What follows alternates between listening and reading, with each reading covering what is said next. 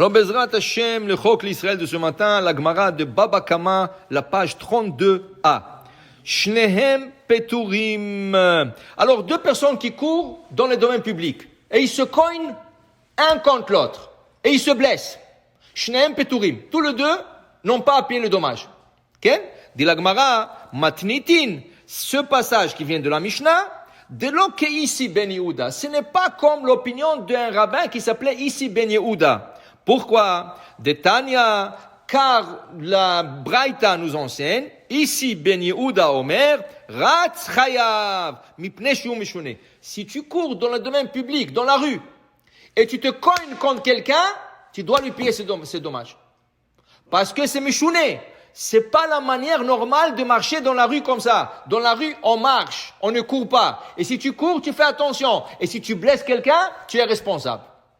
Dit la Gemara, Umodé ici Ben Yehuda, mais même ici Ben Yehuda, qui a dit que quelqu'un qui court, qui fait des dommages dans le domaine public, il est responsable, il est d'accord chez Erev Shabbat Ben Hashmashot Shu Patour, Mipnei Shu Ratz Bereshut. Vendredi matin et vendredi après-midi, quand tu cours, tu as tout le droit de courir le Chvot Shabbat. Parce que c'est la course Shabbat. Surtout quand Shabbat rentre tôt. Alors tu cours à la bakery pour acheter le chalot, et tu cours pour acheter la viande, et tu cours pour acheter le poisson, et tu cours pour acheter les légumes et les fruits. Hein? Tu cours, jamais. Tu sais que Shabbat commence à 8 heures du soir, vendredi, ou que ça commence 3 heures l'après-midi, toujours tu cours. Même quand il commence à 8 heures, normalement quand il commence à 3 heures, tu cours et tu arrives à l'heure. Quand il commence à 8 heures, tu cours jusqu'à la dernière minute. Qu'est-ce qui se passe là? Ça c'est la course pour Shabbat. Si tu cours pour le Chvot Shabbat. Alors dit la Gemara, même ici Ben Yehuda est d'accord que tu as tout le droit de courir le vendredi, car c'est une mitzvah de courir pour faire les préparations de Shabbat. Okay? Il dit ici, Maïreshut, quelle est la permission? Parce que de Rabbi Hanina, ça c'est l'enseignement de Rabbi Hanina, qui disait, Dama Rabbi Hanina, Bou venetse likrat kalla malketa. Venez, sortons accueillir la reine. Quand un roi, il va venir chez toi, tu vas pas courir.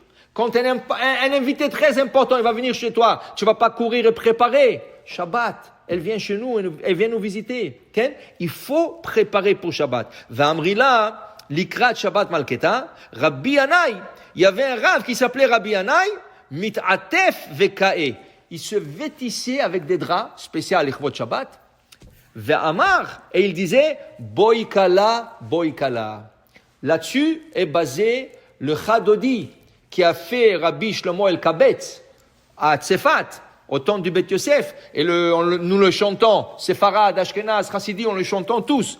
Le Chadodi, Likrat Kala, Pene Shabbat, Nekabela. Et à la fin, on dit, Boikala, Boikala. Et une troisième fois, Boikala, Shabbat Malketa. Il dit ici que Rabbi Hanai, c'est lui qui le disait, et comment on appelle ça?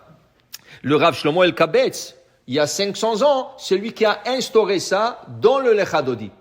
Boikala, Boikala. Et le troisième fois, pourquoi? Ici, c'est écrit rien que 2 fois. La troisième fois, quand on dit Boikala, il faut la dire à voix basse. Dit le Harizal, pourquoi? Parce que la troisième fois, c'est là que le Nefesh, la partie qui s'appelle Nefesh, elle rentre en 3. Nefesh Yetera. Comme vous savez, l'âme se divise en trois parties. Nefesh, Ruach, Neshama. Le 3 s'appelle Neshama.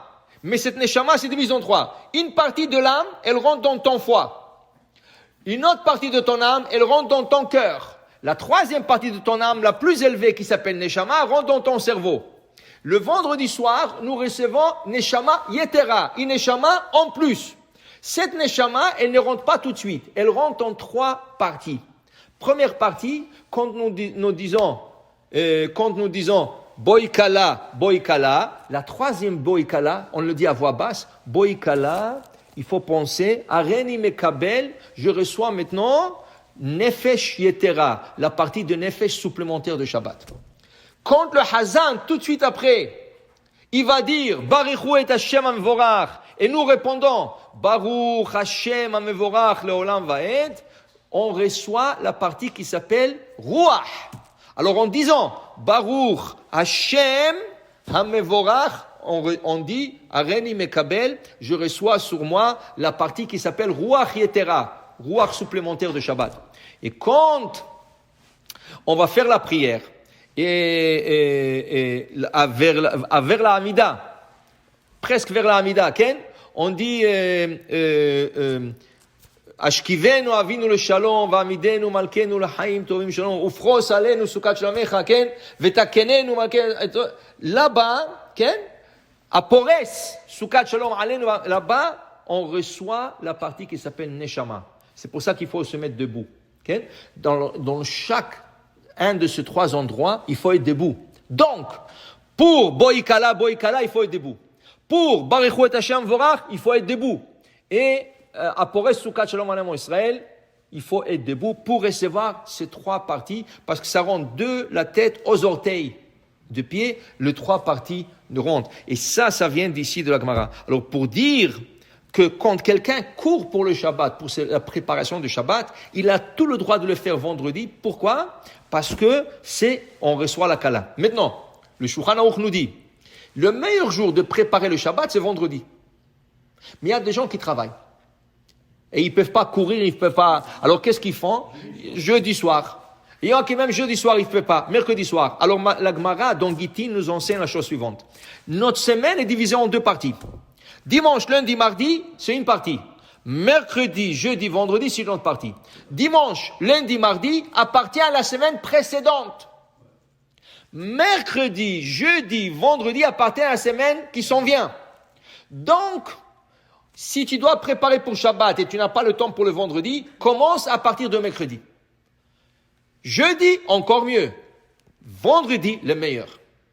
Mais si tu ne peux pas et tu veux maintenant, si quelque chose arrive sur le marché, dis le Shulchan Aruch. Et si tu ne vas pas le trouver plus tard, et tu l'as trouvé dimanche ou lundi, achète-le. Et dis l'Ichvot Shabbat. C'est comme ça qu'il faisait Shammai. Shammai, quand il allait dans le marché, il trouvait un animal, ça veut dire une bête, un mouton, une vache, un poisson. Il disait, je ne sais pas si je vais avoir un beau poisson comme ça ou un bon mouton comme ça. Qu'est-ce qu'il faisait? Il achetait ça, il disait l'Ichvot Shabbat. Mais le lendemain, ou le jour après, il a trouvé plus beau, il prenait le premier, il l'a mangé, il a gardé le deuxième pour Shabbat. Ça veut dire que toujours, il faut préparer et manger l'Ichvot Shabbat. Baruch Adonai Le'olam. Amen ve Amen.